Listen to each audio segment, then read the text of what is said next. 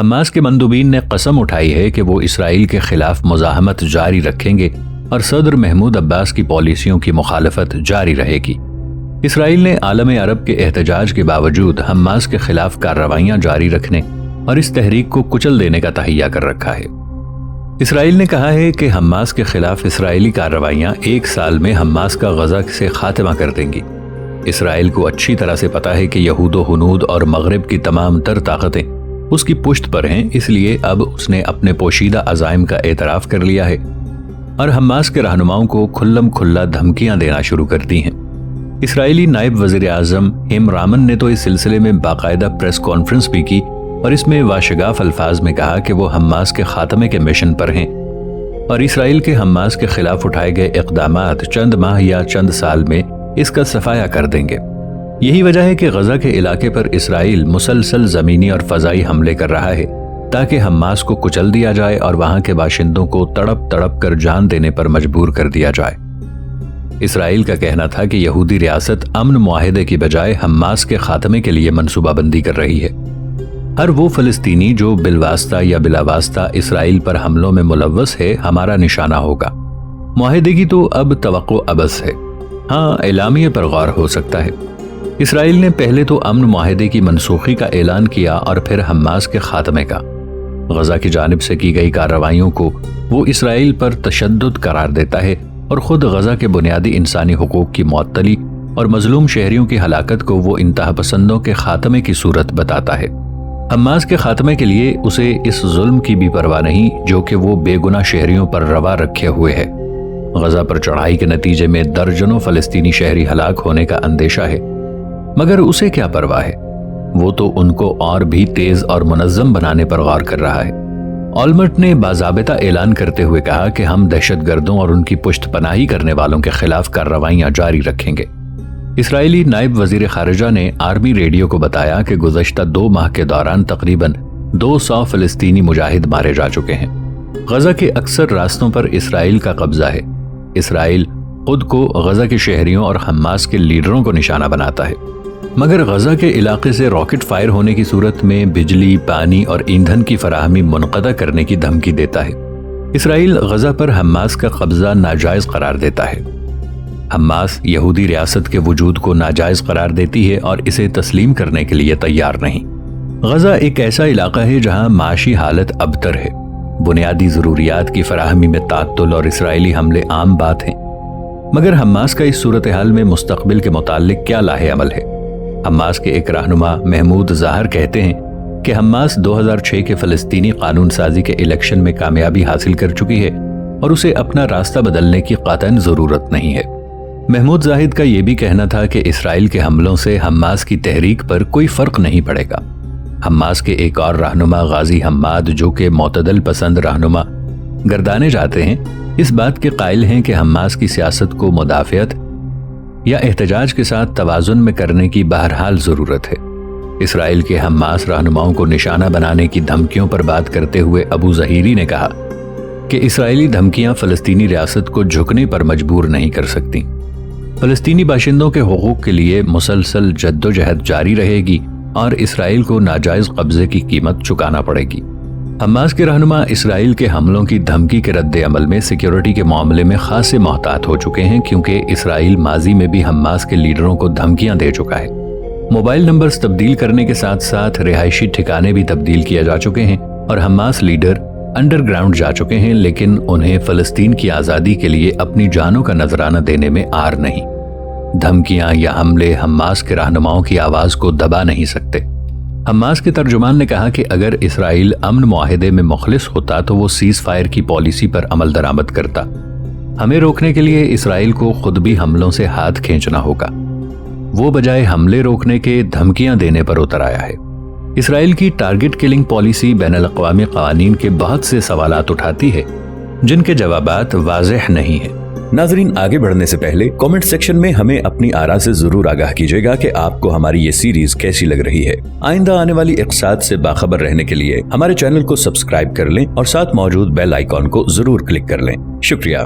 اسرائیل ایک طرف الفتح سے امن مذاکرات اور بش سے امن کے حوالے سے بات چیت پر آمادگی ظاہر کرتا ہے تو دوسری طرف نہتے اور مظلوم فلسطینیوں کے خون سے ہاتھ رنگتا ہے۔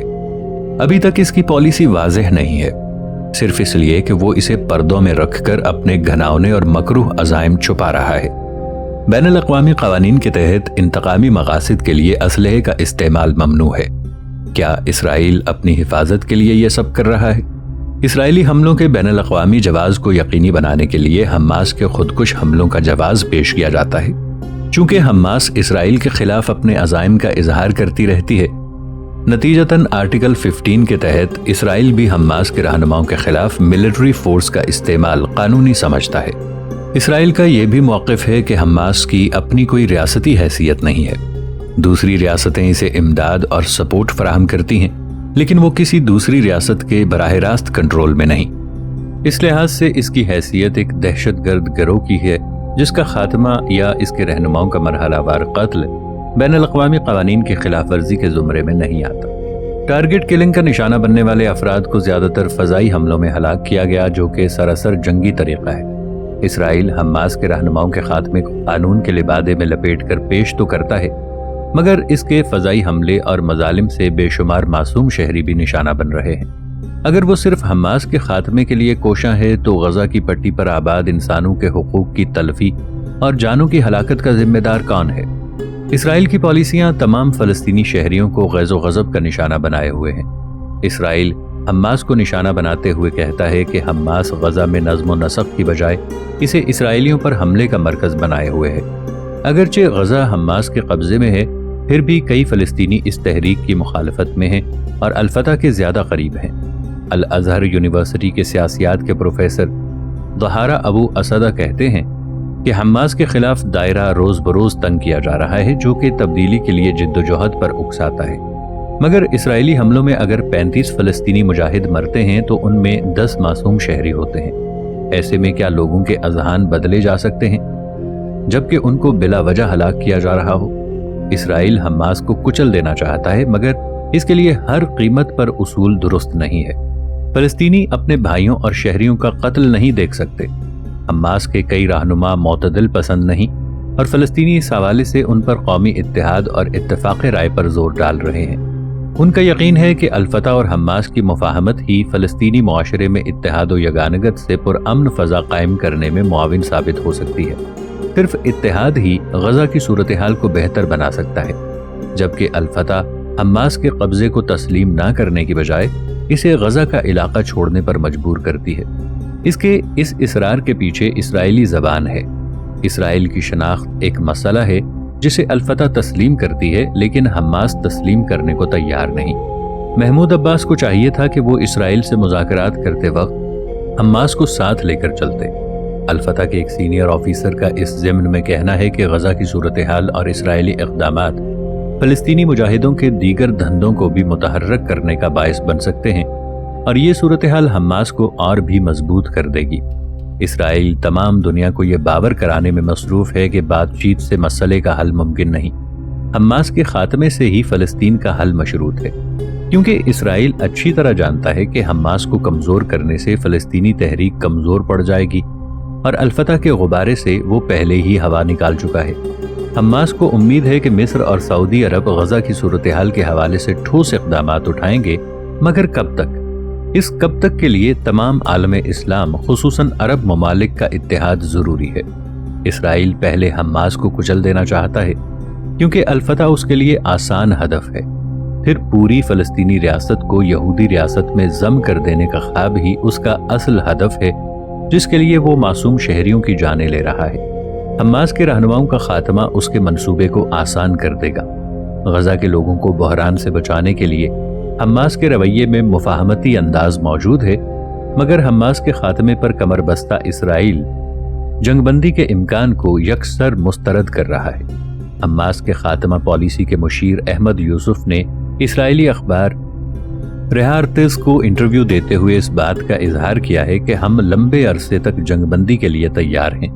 ہم نے جنوری 2006 کے پارلیمانی انتخابات سے 9 ماہ قبل یک طرفہ طور پر جنگ بندی کا اعلان کیا تھا، جو بعد میں بھی 6 ماہ تک جاری رہی۔ انہوں نے کہا کہ حماس نے ماضی میں بھی راکٹ حملوں کو روکنے کے لیے بہت کوششیں کی ہیں، تاہم دوسرے انتہا پسند گروپوں کو روکا نہیں جا سکتا۔ اسرائیل اگر مفاہمت پر راضی ہو تو حماس کو غزہ کا قبضہ چھوڑ دینے پر مجبور کرنے اور وہاں ظلم و جور کا طوفان برپا کرنے کی بجائے حماس کے لچکدار رویے پر اپنا موقف نرم رکھے اور سیز فائر سمجھوتے پر راضی ہو جائے۔ لیکن اسرائیل مستقبل میں بھی فلسطینیوں کو ان کے حقوق سے محروم رکھنے کی پالیسی پر عمل پیرا ہے۔ وہ جنگ بندی کی بجائے کچل دو پر یقین رکھتا ہے اور اسی کو مسئلے کا واحد حل سمجھ رہا ہے۔ اسلحے اور تشدد کے کھلاڑی یہودی فلسطینیوں کے خلاف برملا ہولوکوسٹ کی دھمکیاں دے رہے ہیں۔ یہودی قوم کو جہاں کہیں خود کو مظلوم ثابت کرنا ہوتا ہے، وہ لفظ ہولوکوسٹ کا بے دریغ بلکہ بلا مبالغہ استعمال کرتے ہیں۔ ہولوکاسٹ کو اگر وہ تاریخ کا بدترین ظلم گردانتے ہیں تو پھر بجائے اس سے بچنے اور دنیا کو اس جیسی کسی اور تباہی سے محفوظ رکھنے سے وہ اسی ہتھیار کو چلانے کے خواہاں کیوں ہیں؟ اگر حقائق کا جائزہ لیا جائے تو یہودی قوم جو خود ہولوکاسٹ کے سانحے کا مظلوم گردانتی ہے، کیا اس ہتھیار کو چلانا چاہتی ہے جو اس پر چلایا گیا؟ سچ تو یہ ہے کہ فلسطینیوں کو ہولوکاسٹ سے ڈرانا کیا معنی رکھتا ہے، کیونکہ مظلوم فلسطینیوں کے خلاف یہودی قوم جو کچھ کر رہی ہے، غزہ میں بدترین انسانی بحران، فلسطینیوں کی نسل کشی، کیا یہ مظالم ہولوکاسٹ سے کم ہیں؟ فلسطینی تو پہلے ہی ہولوکاسٹ سے گزر رہے ہیں۔ یہ اسرائیل کی ظالمانہ کارروائیاں ہی ہیں کہ فلسطینی صدر اسرائیل کے قریبی حلیف اور ساتھی الفتح کے لیڈر محمود عباس نے بھی اسرائیلی فوجیوں کی غزہ میں انتقامی کارروائیوں کو ہولوکاسٹ سے بڑھ کر قرار دیا ہے۔ محمود عباس نے کہا کہ اسرائیلی حملے ہولوکاسٹ سے بڑھ کر ہیں۔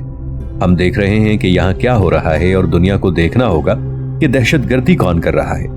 محمود عباس نے کہا کہ لفظ ہولوکاسٹ کا استعمال انتہائی تشویشناک ہے، اس پر عالمی دنیا کو رد عمل ظاہر کرنا ہوگا۔ 2007 میں اسرائیلی فوجوں نے جن فلسطینیوں کو شہید کیا ان میں اکثریت عام شہریوں کی تھی۔ یہ فلسطینی اسرائیل کے خلاف کسی قسم کے معاملات میں ملوث نہیں تھے۔ آج بھی یہی کچھ ہو رہا ہے۔ اسرائیل کے فضائی اور زمینی حملوں کے باعث بہت سے عام اور امن پسند فلسطینی شہری موت کے گھاٹ اتر چکے ہیں، اور جو زندہ ہیں وہ بدتر زندگی گزار رہے ہیں۔ یہودی ریاست صرف اسلحے اور بموں کے سہارے قائم ہے۔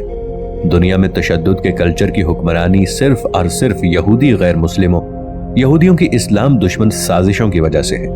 1919 میں نازیوں کے رہنما ہٹلر کو ہولوکاسٹ کا الزام دیا جاتا ہے۔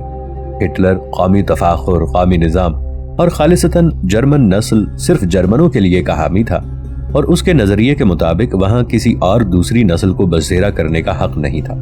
اس کا اعتقاد تھا کہ جرمن دوسری تمام اقوام سے بہتر ہیں اور یہودی دوسری تمام ناپسندیدہ اقوام کے باشندے جرمنوں سے کم تر ہیں۔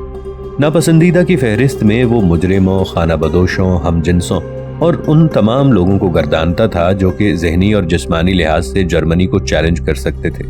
جرمنی نے یہودیوں کے خلاف قوانین منظور کر رکھے تھے جن کے مطابق یہودیوں کو اپنی زمین خریدنے، اخبارات کھولنے، جرمنوں کو پڑھانے، فوج ملٹری میں خدمات سر انجام دینے اور نیشنل ہیلتھ انشورنس سے فائدہ اٹھانے کی سہولت حاصل نہیں تھی۔ یہودیوں کو مجبور کیا جاتا تھا کہ وہ اپنا یہودی نسب شناختی کارڈ ہمراہ رکھیں، اپنی جائیداد کو رجسٹرڈ کروائیں۔ انہیں ملک سے باہر آنے جانے کے لیے بھی خاص سے مسائل کا سامنا تھا۔ انہیں یہ بھی کہا گیا کہ وہ ایک بڑا سرخ رنگ کا جے اپنے پاسپورٹ پر لکھوائیں۔ جرمنی ناپسندیدہ لوگوں کے ساتھ امتیازی سلوک بھی برتتا تھا۔ بہت سی عورتوں کو جبراً نسل کشی کی طرف دھکیلا گیا۔ ہٹلر نے محسوس کیا کہ یہودیوں کا زندہ رہنا ضروری نہیں یا یہودی زندہ رہنے کے قابل نہیں ہے۔ نازیوں اور جرمنی کے رہنما ہٹلر نے یہودی نسل سے چھٹکارا حاصل کرنے کے لیے منصوبہ بنایا۔ ان کے پلان کو فائنل سولوشن یعنی آخری حل کا نام دیا گیا۔ یہودیوں کو غلامانہ زندگی گزارنے پر مجبور کر دیا گیا جو کہ حقیقت میں نگہداشتی کیمپ تھے۔ ہٹلر نے آخرکار ان تمام یہودیوں کے قتل عام کا حکم صادر کر دیا۔ ہزاروں یہودیوں کو ایک وقت میں گیس چھوڑ کر ہلاک کر دیا گیا۔ ان کے قتل عام پر پردہ ڈالنے کے لیے ان کے جسموں کو جلا دیا گیا اور کئی یہودیوں کو فائر سکواڈ نے ہلاک کر دیا اور کئی کو فاقہ کشی سے مرنے پر مجبور کر دیا گیا۔ نازی پارٹی نے تقریباً 6 ملین یہودیوں کو ہلاک کر دیا۔ بس یہودیوں کی تاریخ میں ہولوکاسٹ یا بدترین تباہی اس وقت سے ہی اہمیت اختیار کر گئی ہے۔ ایک سینئر اسرائیلی وزیر دفاع نے بھی کہا کہ اگر فلسطینیوں کی طرف سے اسی طرح راکٹ داغے جاتے رہے تو حماس کے کنٹرول والے علاقے غزہ میں ہولوکاسٹ یا بہت بڑی تباہی آنے کا خدشہ ہے۔ یہودیوں کے خلاف نازیوں کا ہولوکاسٹ اسرائیل کا کثرت سے استعمال کیا جانے والا لفظ ہے۔ اب وہ اس کے لیے ذمہ دار حماس کو ٹھہرا رہے ہیں۔ اسرائیل کا کہنا ہے کہ اگر حماس کی طرف سے اسی طرح راکٹ داغے جاتے رہے تو یہودیوں کے پاس وسیع ترین فوجی طاقت استعمال کرنے کے سوا کوئی اور چارہ نہیں ہوگا۔ اسرائیلی نائب وزیر دفاع کے الفاظ سے اسرائیل کے منصوبوں کی نشاندہی ہوتی ہے کہ 15 لاکھ لوگوں کا قتل عام جائز ہے، اور وہ بھی ایک ایسے بے بس انسان جو دنیا کے غریب ترین اور تنگ ترین علاقے میں رہ رہے ہیں، جہاں ایک مربع میٹر کی حدود میں 6 افراد گھٹ کر رہ رہے ہیں۔ یہ ایسے بے بس لوگ ہیں جن پر 1944 کے جنیوا کنونشن کا اطلاق ہوتا ہے۔ اس قانون کے تحت سویلین لوگوں کی حفاظت ضروری قرار پائی گئی ہے۔ اعداد و شمار کے مطابق سویلین لوگوں کی بہت بڑی تعداد اسرائیل کا نشانہ رہی ہے۔ ماتان ولانی نے اسرائیل ملٹری ریڈیو کے ساتھ ایک انٹرویو میں کہا تھا کہ فلسطینی ہم پر جتنے راکٹ داغیں گے وہ اپنے اوپر اتنے ہی بڑے ہولوکاسٹ کو دعوت دیں گے، کیونکہ ہم اپنا دفاع کرنے کے لیے پوری طاقت استعمال کریں گے۔ اسرائیل چاہتا ہے کہ غزہ میں حماس کو شکست دے اور ان علاقوں پر اپنا کنٹرول قائم کرے جہاں سے یہ راکٹ داغے جاتے ہیں۔ اسرائیل کو اسٹریٹجک فیصلہ لینا ہوگا تاکہ فوج جلد از جلد تیار ہو سکے۔ اسرائیل غزہ کے نہتے شہریوں پر مظالم کے لیے خود کو بے گناہ ثابت کرنے کے لیے حماس پر تمام تر بوجھ ڈال رہا ہے، لیکن اگر اسرائیل امن کا خواہاں ہے تو وہ فلسطینیوں کو ان کا حق کیوں نہیں دیتا؟ ایک تو وہ غاصب بن کر ان کے حقوق چھین رہا ہے، دوسرا ان کو ہی خوفناک تباہی سے ڈرا بھی رہا ہے۔ اس وقت کے اسرائیلی وزیر اعظم اولمرٹ بڑی ڈھٹائی کے ساتھ کہتے رہے کہ اسرائیل غزہ میں زندگی کو آسان بنانا نہیں چاہتا۔ غزہ کے باشندے گاڑیوں میں پیٹرول کے بغیر بھی زندگی گزار سکتے ہیں، انہیں پیدل چلنا چاہیے، اس لیے کہ ان کے علاقے میں ایک مجرمانہ انتظامیہ ہے جو اسرائیل کو چین سے رہنے نہیں دے رہی۔ غزہ کے سینکڑوں بلکتے بچوں کی آہوں کا بھی ایہود اولمرٹ یا اسرائیل کی انتظامیہ پر کوئی اثر نہ ہوا۔ اس کے لیے ان کا موقف یہ ہے کہ اسرائیل کی اولین ترجیح اپنے علاقے کے حالات کو پرسکون بنانا ہے، نہ کہ غزہ کے حالات کو۔ غزہ کے حالات دن بدن تباہی کی طرف جا رہے ہیں۔ ہر روز کئی فلسطینی جام شہادت نوش کر رہے ہیں۔ ایندھن، بجلی کی ناکہ بندی نے زندگی کی تمام شعبوں کو متاثر کیا ہے۔ صحت کا شعبہ شدید ترین متاثر ہوا ہے۔ 15,000 سے زائد شدید بیمار افراد علاج کے لیے غزہ سے باہر جانے کے منتظر ہیں۔ فوری علاج نہ ہونے کی صورت میں ان کی جانوں کو شدید خطرہ ہے۔ دوائیں ختم ہو چکی ہیں۔ ناکہ بندی سے تجارت، زراعت اور صحت و صنعت کے تمام شعبے متاثر ہوئے ہیں۔ 3,900 فیکٹریاں بند ہونے سے 140,000 مزدور بے روزگار ہو چکے ہیں۔ $150 ملین سے زائد کا تجارتی سامان اسرائیلی بندرگاہوں پر روکا جا چکا ہے۔ لوگ بھوک، بیماری اور مسائل کے باعث موت کو گلے لگانے پر مجبور ہیں۔ حماس کو چونکہ عوامی حمایت حاصل ہے، غزہ کے نہتے شہریوں کو حماس کی طرفداری کی سزا دی جا رہی ہے۔ ہسپتالوں میں بچوں کی جان کو خطرہ لاحق ہے۔ غزہ کے باشندے موت و تباہی، بھوک و تباہی اور محاصرے کا سامنا کر رہے ہیں۔ تاریکی ان کا مقدر بنا دی گئی ہے۔ بھوک اور غربت ان کا اوڑھنا بچھونا ہے۔ غذا اور ادویات تو دور کی بات، ان کے پاس پینے کا پانی تک نہیں ہے۔ اسرائیل کا کہنا ہے کہ وہ مجاہدوں کی اسلحہ فیکٹریوں کو نشانہ بنا رہا ہے۔ اس نے علاقے میں 5 سرنگوں کا پتہ بھی لگایا جو کہ اسمگلنگ کے لیے استعمال کی جا رہی تھی۔ اسرائیل نے اس علاقے میں حماس کے صدر محمود عباس کی فتح پارٹی کو انتخابی شکست سے دوچار کیا تھا۔ تب سے غزہ اسرائیل کو بری طرح کھٹک رہا تھا۔ شمالی غزہ سے اسرائیل کی فوجوں کی 5 دن کی کارروائی کے بعد انخلا کو اسرائیل اپنا ہدف بتاتا رہا۔ جب حماس کے ترجمان نے کہا کہ دشمنوں کو شکست دے دی گئی ہے، غزہ بدترین انسانی المیے سے دوچار ہے اور دنیا کے سر پر جوں بھی نہیں رینگ رہی۔ آج بھی وہی کچھ ہو رہا ہے۔ اقوام متحدہ میں بھی وہی کرتا دردہ بیٹھے ہیں جو کہ یہودیوں کے حامی ہیں۔ اقوام متحدہ کی سلامتی کونسل میں ایک بار پھر فلسطینیوں پر صہیونیوں کے مظالم کی مذمت کے لیے اسلامی ممالک نے قرارداد پیش کی، جو حسب دستور اور حسب سابق پھر ناکام ہو گئی۔ سلامتی کونسل کے 15 ممالک گھنٹوں بحث کے باوجود کسی نتیجے پر نہ پہنچ سکے، اس لیے کہ معاملہ صرف مسلمانوں کا تھا۔ اگر یہی معاملہ کسی غیر مسلم یہود یا ہنود کا ہوتا تو قرارداد بھی منظور ہو جاتی اور اتحادی بھی فوراً سامنے آ جاتے۔ اس قرارداد کی ناکامی کے بعد البتہ ایک بیان داغ دیا گیا کہ اسرائیل اور فلسطینیوں کو فوری طور پر تشدد بند کر دینا چاہیے۔ ایسے اقدامات نہ کیے جائیں جن سے مشرق وسطیٰ میں امن اور جامع سیاسی عمل پٹڑی سے اتر جائے۔ سلامتی کونسل غزہ کے حالات کے لیے اسرائیل کو ذمہ دار ٹھہرانے اور اس کی مذمت کرنے کی بجائے حماس کے راکٹ حملوں کو جواز بنا کر اسرائیل کو اور شہ دیتی آئی ہے، اس لیے کہ صہیونی وزیر اعظم ایہود اولمرٹ کا رویہ امن پسندانہ ہونے کی بجائے جارحانہ رہا، اور ایہود کا واضح الفاظ میں یہ کہنا ہے کہ ہم صبر و استقامت دکھانے کے لیے تیار نہیں ہیں، ہم ہر راکٹ حملے کا جواب دیں گے۔